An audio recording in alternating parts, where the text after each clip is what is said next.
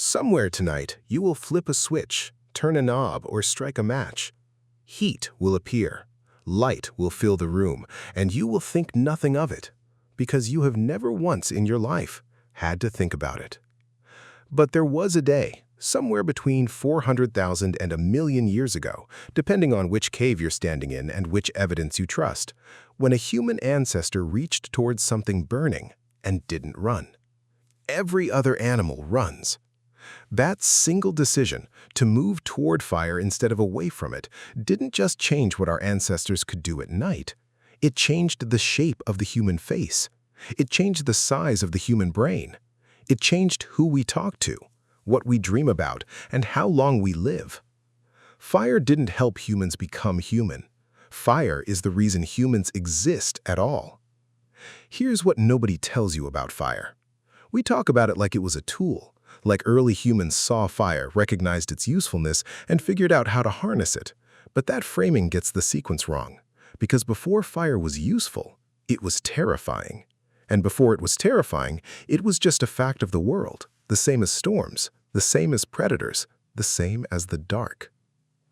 Every animal on Earth has an innate fear of fire. It isn't learned, it's encoded. A rat that has never seen flame will panic at the smell of smoke. A horse that has never been near a wildfire will bolt from the scent of ash on the wind. The fear runs deeper than experience. It lives at a level in the nervous system that evolution has been writing for hundreds of millions of years, which makes what our ancestors did almost impossible to explain. They walked toward the thing every instinct in their body was screaming at them to flee. For a long time, the standard story was that humans invented fire, that some clever ancestor rubbed two sticks together and sparked the whole of civilization. But that's not how it happened, and the real version is stranger. Humans didn't invent fire, they found it. Lightning strikes start wildfires. Volcanic activity ignites brush. For millions of years, fire moved across the landscape on its own, and every creature treated it the same way, as something to escape. But fire leaves things behind. A burned-over grassland is full of roasted seeds, cooked tubers, and animals that didn't get away in time. And somewhere in our deep ancestry, a hominin walked into the aftermath of a fire that had already passed and discovered that the world it left behind was full of food that was easier to eat than anything they'd ever encountered. The first relationship between humans and fire wasn't control, it was scavenging. They followed fire the way they followed migrating herds. They learned its rhythms. They learned that the smoke meant something. And at some point, one of them did the thing no animal had ever done. Instead of waiting for the next wildfire, they carried a piece of the last one with them. A burning branch, a glowing ember nursed in dry moss. They didn't make fire, they kept it alive. And keeping a fire alive is, in its own way, a more profound act than starting one. Because it means planning. It means someone has to feed it, tend it, protect it from rain, carry it across distances. A kept fire is a responsibility that has to be passed from hand to hand, hour after hour, day after day, or it dies. The first firekeepers were running a relay race that, if you trace it forward, has never actually stopped. In 1999, a primatologist named Richard Wrangham proposed an idea so audacious that most of his colleagues initially dismissed it.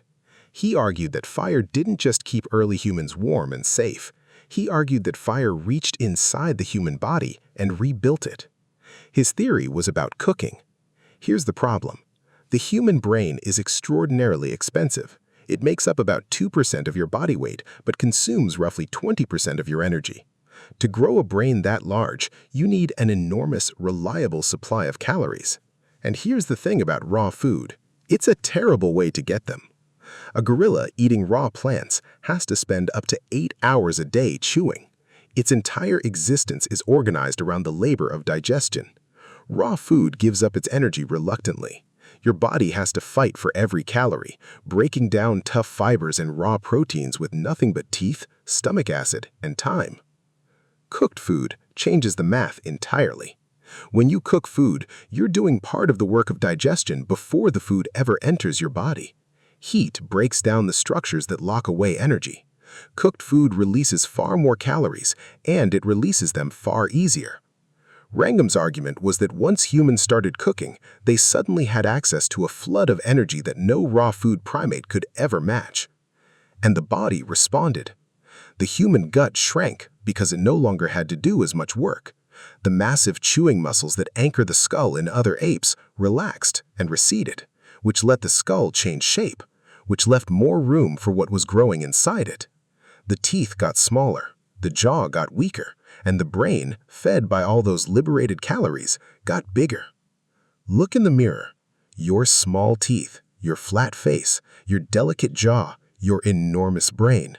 According to Wrangham, you are looking at the face of an animal that has been shaped by fire for hundreds of thousands of years. You don't just use fire. Fire is written into your anatomy.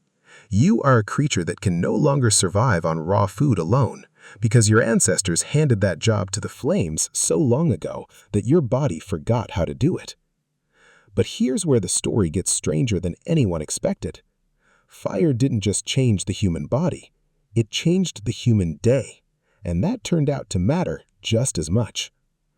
In 2014, an anthropologist named Polly Weissner published a study that took years to gather. She had spent decades recording conversations among the Juhoansi people of the Kalahari, one of the last groups on Earth still living close to the original human pattern. And she noticed something she could only see by comparing day to night. During the day, conversation was almost entirely practical. Who's going where? Which plants are ready? Disputes, logistics, the management of getting through the day. Daytime talk was work, and it was often tense. But at night, around the fire, the whole character of human speech transformed. At night, the conversations became stories, tales of people far away, myths about how the world began, accounts of ancestors who had died long ago. The talk turned to the things that couldn't be seen, the things that didn't exist, the things beyond the immediate present. Weissner found that the overwhelming majority of firelight conversation was a completely different kind of thinking than anything that happened in daylight. Think about what fire actually did here. Before fire, the useful day ended at sunset. When the sun went down, you found somewhere safe and you went still, because moving in the dark meant becoming food for things that could see better than you. Fire extended the day by hours, but it didn't extend the working part of the day. You couldn't hunt by firelight, you couldn't gather. The hours fire created were hours with nothing practical to fill them. So humans filled them with each other. The campfire became the first place where people gathered with nothing to do but talk and watch the flames. It was the original theater, the original classroom, the original church. It was where humans learned to think beyond survival, to imagine what didn't exist, to pass knowledge across generations through story instead of demonstration. Weissner argued that this firelight time, these stolen hours of warmth and safety, is where human culture actually was born. Not in the hunt, not in the tool-making, in the staring at flames after dark, when the mind was finally free to wander.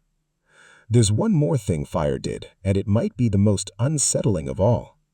Fire changed who could survive. In a world without fire, the night belonged to predators, leopards, hyenas, the big cats whose eyes worked in darkness while ours failed completely. A human asleep in the open at night was prey, plain and simple. But fire created something that had never existed before. A circle of safety, roughly 30 feet across, that predators would not cross. Inside that circle, you could sleep deeply. You could lower your guard. You could close your eyes and trust that something was holding the dark at bay. And here is what that bought us. It bought us deep sleep, the kind of sleep where the brain consolidates memory, processes the day, and dreams. Animals that sleep exposed can never fully let go, because part of the brain has to keep watch. But a human inside the firelight could surrender completely to sleep in a way our ancestors never could before. Some researchers believe this protected, fire-guarded sleep is part of what allowed the human brain to develop the complex inner life it has, because for the first time, the mind had safe hours to do its hidden work. Fire didn't just protect the body through the night, it protected the developing mind. It gave us the safety to dream. So where does that leave us? The science says fire wasn't a tool we picked up along the way. It was a partnership we entered into so long ago that it rewrote what we are. We gave fire our attention, our planning, our endless tending. And in return, fire reached into our bodies and reshaped our skulls, freed up the energy to grow our brains, extended our days, protected our sleep, and gave us the hours in which storytelling, and therefore culture, and therefore everything that follows, became possible. We tend to think of ourselves as the species that conquered fire, but it might be more honest to say that fire and humans conquered the world together, and neither one would be what it is without the other. You cannot survive on raw food. Fire cannot survive without being fed. Somewhere in the deep past, two things that needed each other found each other, and they have not let go since. That ancestor who reached toward the flames instead of running didn't know what they were starting. They were cold, or they were curious, or they were hungry, and the fire that everything in their body told them to fear turned out to be the one thing that would make them into us. We didn't tame fire. We grew up inside its light, and we have been keeping it alive, hand to hand, ember to ember, ever since.